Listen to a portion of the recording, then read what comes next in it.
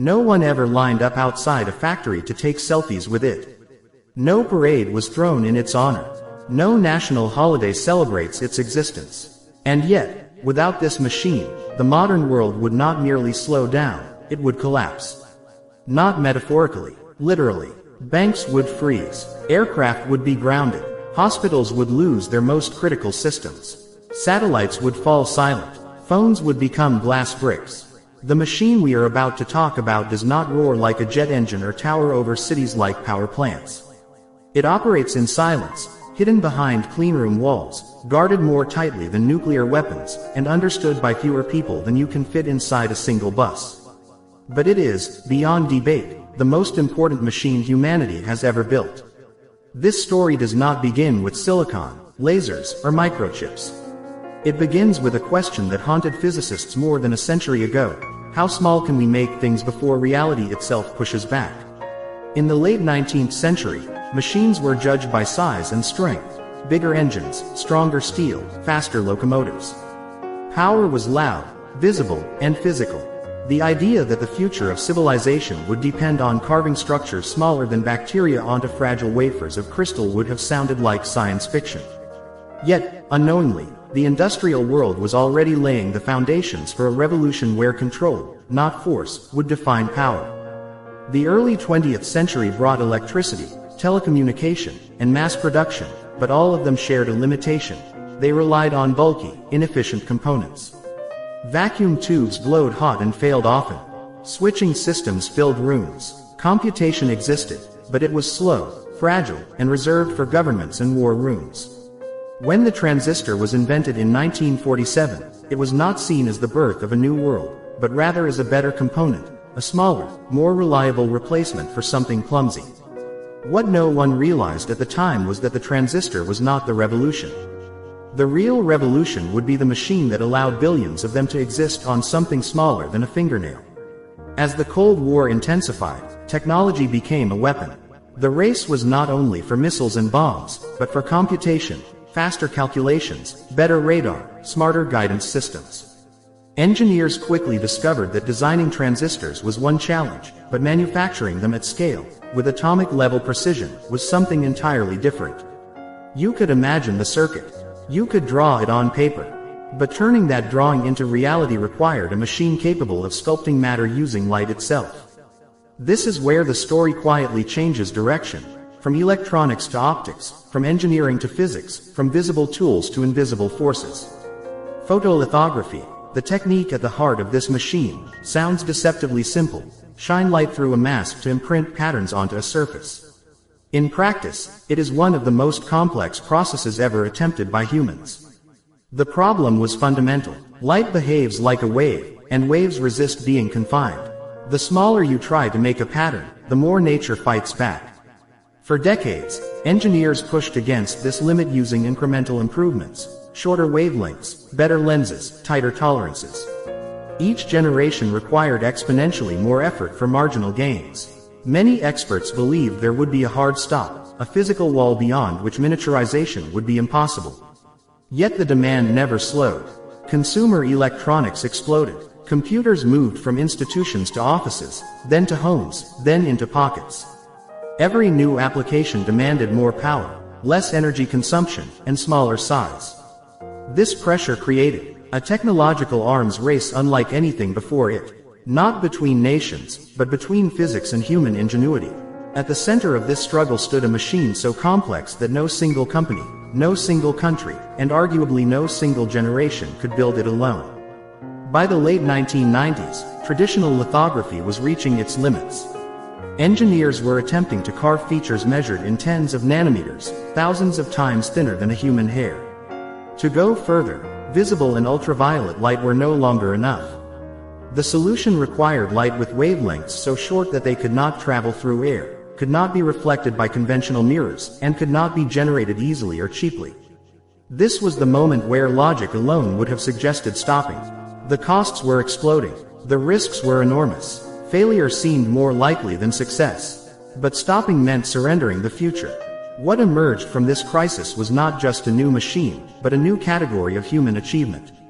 Extreme ultraviolet lithography, EUV, was not an evolution. It was a reinvention of manufacturing itself. The machine that performs this process is so advanced that calling it a machine almost undersells it. It is a system of systems, a cathedral of physics, engineering, software, chemistry, and precision mechanics operating at the edge of what reality allows. Inside it, tin droplets are fired at tens of thousands of times per second and vaporized by powerful lasers to generate extreme ultraviolet light. That light, which cannot pass through glass or air, is guided using mirrors polished so perfectly that deviations are measured in fractions of atoms. The entire process occurs in a vacuum so clean that a single stray molecule could ruin everything. The wafer, the light, the masks, the mirrors, all must align with precision measured not in micrometers but in picometers. Time, temperature, vibration, and even the gravitational pull of nearby objects must be accounted for. This is not manufacturing. This is choreography at the atomic scale.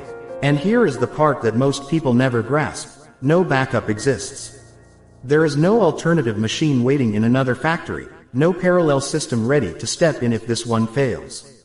The entire advanced semiconductor industry, every cutting-edge processor, every modern AI accelerator, every military-grade computing system, depends on this single class of machine. A machine so rare that only a handful are produced each year. A machine so complex that transporting it requires dozens of shipping containers, specialized aircraft, and months of assembly. A machine so strategically important that its export is controlled at the highest levels of international politics. This machine does not just build chips. It builds power. Nations that control access to it shape the global economy. Companies that master its output dominate entire industries. And societies that depend on its products unknowingly place their future in the hands of a supply chain so delicate that a single disruption can ripple across the planet. When shortages hit, factories shut down, prices soar, and innovation stalls, not because ideas disappear, but because this machine cannot keep up. Yet for all its importance, it remains invisible to the public. You will never see it advertised. You will never hold it. You may never even hear its name spoken outside of specialized circles. And that invisibility is part of its power. The world believes it runs on apps, networks, and software. In reality, it runs on patterns etched in silicon by a machine that bends light, matter, and probability to human will. In the next part of this story, we will follow what happened when this machine succeeded, how it reshaped economies, warfare, intelligence, medicine, and daily life in ways few anticipated. We will see how its existence created winners and losers, dependencies and vulnerabilities, and why the modern world is far more fragile than it appears. Because once you understand how everything is built, you begin to see how everything can break. When the machine finally worked, nothing exploded. There was no single historic moment broadcast on television. No countdown, no cheering crowd, no flag raised in triumph. In fact, most of the world did not even notice. That is the strange nature of true power in the modern age. It does not announce itself. It diffuses. It seeps into everything quietly, reshaping systems from the inside until, one day, the old world no longer exists. By the time governments, corporations, and societies realized what had happened, the transformation was already irreversible. The machine had succeeded, and in doing so, it rewired the planet. At first, the impact appeared incremental. Chips became faster, devices became smaller, battery life improved, engineers celebrated benchmarks and transistor counts, while consumers noticed little more than smoother screens and quicker apps. But beneath those superficial improvements, something far more profound was unfolding. The machine did not merely increase computing power, it collapsed barriers that had once separated imagination from execution. Problems that were once theoretical became solvable. Models that were once too complex to run became routine. The difference between what could be conceived and what could be built narrowed to almost nothing. Industries were the first to feel the shift. Manufacturing systems that once relied on rigid automation began to adopt adaptive intelligence. Sensors embedded everywhere fed real-time data into processors capable of making decisions on the fly. Production lines optimized themselves. Failures were predicted before they occurred. Waste dropped, efficiency surged, and margins tightened. Companies that embraced this transformation accelerated ahead, Those that hesitated fell behind with frightening speed. This was not creative destruction in the old sense, it was silent displacement. Businesses did not fail loudly, they simply became irrelevant. Finance followed. Markets had always moved quickly, but now speed itself became a weapon. Algorithms powered by ever more advanced chips analyzed patterns across global markets in microseconds. Decisions once made by teams of analysts were executed automatically by machines trained on oceans of data. Wealth concentrated not just around capital, but around access, to computation, to infrastructure, to the outputs of the machine. The global economy began to tilt, subtly but decisively, toward those who could afford the most advanced silicon. Money was no longer just stored in banks, it flowed through processors etched by a machine few people understood. Then came warfare, where the consequences were far more visible, and far more dangerous. Modern conflict is no longer defined solely by tanks, jets, and missiles. It is defined by information, targeting, coordination, and speed. Advanced chips enabled precision-guided systems that could see farther, react faster, and strike with terrifying accuracy. Drones became autonomous. Surveillance systems processed vast streams of data in real time. Cyber operations blurred the line between peace and war. The machine, hidden in cleanrooms, had become a strategic asset more valuable than entire weapons systems. This realization changed global politics. Control over advanced semiconductor manufacturing was no longer an economic issue, it became a matter of national survival.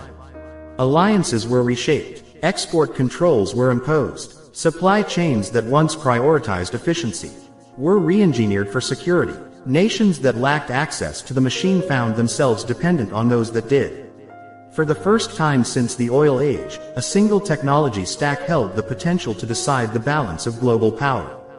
Healthcare, often seen as a human-centered domain, was transformed just as deeply. Medical imaging systems became sharper and faster. Genomic sequencing accelerated to unprecedented speeds. AI-driven diagnostics, powered by advanced chips, began detecting diseases earlier than human doctors could. Personalized medicine, once a distant promise, moved closer to reality. Lives were saved not by miracle cures, but by computation, the quiet work of silicon shaped by the world's most important machine. Everyday life absorbed these changes almost without resistance. Smartphones became extensions of human cognition. Navigation systems replaced memory. Recommendation algorithms shaped taste, opinion, and attention. Social platforms, optimized by powerful processors, learned how to capture and hold the human mind. The machine did not just change what people could do, it changed how people thought. Attention became fragmented. Speed became normalized. Patience eroded. The world moved faster because the machine allowed it to. Yet with power came fragility. As systems grew more interconnected, failure became systemic rather than isolated. A disruption in chip supply cascaded across industries. Cars sat unfinished. Consumer electronics vanished from shelves. Infrastructure projects stalled. The illusion of infinite technological growth collided with the reality of finite manufacturing capacity. For the first time, the public glimpsed the invisible dependency beneath modern life, and it was unsettling. Behind the scenes, the cost of progress climbed relentlessly. Each new generation of chips required more advanced versions of the same machine, pushing engineering closer to physical limits. Research budgets ballooned. Only a shrinking number of companies could afford to compete. Innovation centralized. Diversity in manufacturing collapsed into specialization. The world gained efficiency, but lost redundancy. And redundancy, as engineers know, is what keeps systems alive under stress. Perhaps the most profound change was psychological. Humanity had crossed a threshold where intelligence itself became scalable. Not human intelligence, synthetic intelligence, trained, deployed, and upgraded at machine speed. Models that could recognize patterns, generate language, predict behavior, and even create art emerged from the computational abundance made possible by the machine. Society began to ask uncomfortable questions. What is uniquely human? What happens when machines think faster, remember more, and never sleep? The machine did not answer these questions. It simply made them unavoidable. As its influence spread, so did anxiety. Governments worried about technological dependence. Corporations worried about supply shocks. Citizens worried about automation, surveillance, and loss of agency. The same machine that enabled prosperity also amplified inequality, concentrated power, and introduced new forms of risk. Progress no longer felt purely optimistic. It felt conditional, fragile, contingent on a system so complex that no one fully controlled it. And still, the world pushed forward. There was no alternative. To stop advancing would mean falling behind, and falling behind in this era meant more than economic decline. It meant strategic vulnerability. The machine had become too important to fail, too powerful to abandon, and too complex to fully secure. Civilization had placed an extraordinary bet, and there was no exit strategy. In the final part of this story, we will confront the uncomfortable truth at the heart of modern technology. What happens if the world's most important machine breaks, is restricted, or becomes a weapon in a larger conflict? Can humanity maintain control over a system that operates at the edge of physical reality?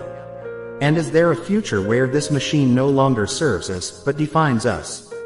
Every civilization believes it controls its tools. History suggests otherwise. The moment a tool becomes essential, it quietly reverses the relationship.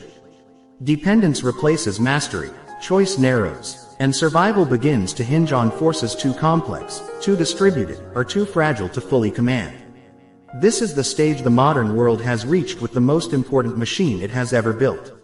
What began as an engineering triumph has evolved into a systemic vulnerability, one so deeply embedded that removing it, even temporarily, would unravel the fabric of contemporary life. The uncomfortable reality is that this machine exists at the convergence of multiple failure points. It relies on materials sourced from across the globe, components manufactured by specialized suppliers, and expertise held by a shrinking pool of highly trained individuals. No nation, no corporation, no alliance fully owns the entire process. Instead, the system persists through a delicate balance of cooperation, competition, and trust. In a world increasingly defined by geopolitical tension, that balance is under constant threat. Consider what happens when disruption occurs, not hypothetically, but practically. A natural disaster damages a critical facility. A political decision restricts exports. A cyber attack compromises a key supplier. None of these scenarios require global catastrophe. Each is plausible, each has precedent, and each has the potential to halt production of the world's most advanced chips for months or even years. In a civilization optimized for speed and efficiency rather than resilience, time itself becomes the enemy. The consequences would not arrive all at once. They would unfold in layers. First, industries reliant on advanced computing would slow. AI training pipelines would stall. High-performance systems would become scarce. Prices would surge. Then, the effects would cascade outward. Transportation systems dependent on modern electronics would suffer delays. Energy grids, increasingly reliant on smart control systems, would lose optimization. Healthcare technologies would face shortages. What begins as a manufacturing problem would quickly become a societal one. Governments are acutely aware of this risk, and yet their responses often reveal how trapped they are by the system they seek to protect. Massive investments are announced. Domestic manufacturing initiatives are launched. Strategic reserves are discussed. But replicating the world's most important machine is not like building a factory. It is like recreating an ecosystem, one that evolved over decades through trial, failure, and relentless refinement. Money alone cannot compress time, nor can policy manufacture expertise overnight. This leads to a dangerous paradox. The more essential the machine becomes, the more pressure there is to accelerate its development. Yet acceleration increases complexity, and complexity increases fragility. Engineers now operate in a domain where tolerances approach fundamental physical limits. At these scales, random variation matters. Quantum effects intrude. Materials behave unpredictably. Perfection is not achievable, only managed. The system works not because it is flawless, but because error is continuously detected, corrected, and compensated for. It is a triumph of control, but also a reminder of how close that control is to slipping. There is another dimension to this dependence that is rarely discussed openly: cognitive outsourcing. As advanced computation becomes ubiquitous, humans increasingly delegate decision-making to machines. Logistics, finance, security, and even creative processes are shaped by algorithms running on chips produced by the very machine at the center of this story. When judgment is automated at scale, accountability becomes diffuse. Responsibility blurs. Errors propagate faster than humans can intervene. This raises questions that no amount of engineering can fully answer. If a system makes decisions too complex for any individual to understand, who is responsible when it fails? If access to advanced computation determines economic and political power, how does society maintain fairness? If progress depends on a machine that only a few can build, what happens to the rest of the world? Some argue that the solution lies in diversification, alternative architectures, new materials, entirely different approaches to computation. And indeed, research into quantum computing, neuromorphic chips, and advanced photonics offers glimpses of possible futures. But these technologies, at least for now, do not replace the machine. They add to it. They depend on it. Even the most experimental systems are designed, simulated, and manufactured using the infrastructure already in place. The escape route, it seems, loops back to the same starting point. Others place their hope in regulation and cooperation. International frameworks, shared standards, mutually assured access. These efforts are well-intentioned, but history suggests that when resources become strategic, cooperation erodes under pressure. The machine is no longer just a tool, it is leverage. And leverage is rarely shared willingly when stakes are existential. Perhaps the greatest risk is not collapse, but complacency. The system has worked so well, for so long, that failure feels abstract. People trust that shortages will be temporary, that innovation will continue, that someone, somewhere, has it under control. This faith is not entirely irrational, it is based on decades of success. But it is also dangerous. Complex systems do not fail gradually. They fail suddenly, when multiple stresses align. And yet, abandoning the machine is not an option. It underpins scientific discovery, medical advancement, environmental monitoring, and global communication. It enables humanity to model climate systems, explore the cosmos, and decode the building blocks of life. It is both the source of unprecedented capability and unprecedented risk. The same tool that could help solve humanity's greatest challenges could also amplify its worst failures. So where does that leave us? At a crossroads defined not by technology, but by choice. The world's most important machine is neither savior nor villain. It is a mirror, reflecting human priorities, incentives, and limitations. Whether it becomes a foundation for sustainable progress or a single point of failure depends on how deliberately humanity chooses to manage its dependence. The story, then, does not end with the machine. It ends with us, with our willingness to invest in resilience rather than speed, understanding rather than abstraction, and cooperation rather than domination. The machine has given humanity extraordinary power. What remains uncertain is whether humanity can wield that power without becoming captive to it. Because the true danger is not that the world's most important machine might stop working. The true danger is that it will keep working, while we forget how much of our future we have placed inside it.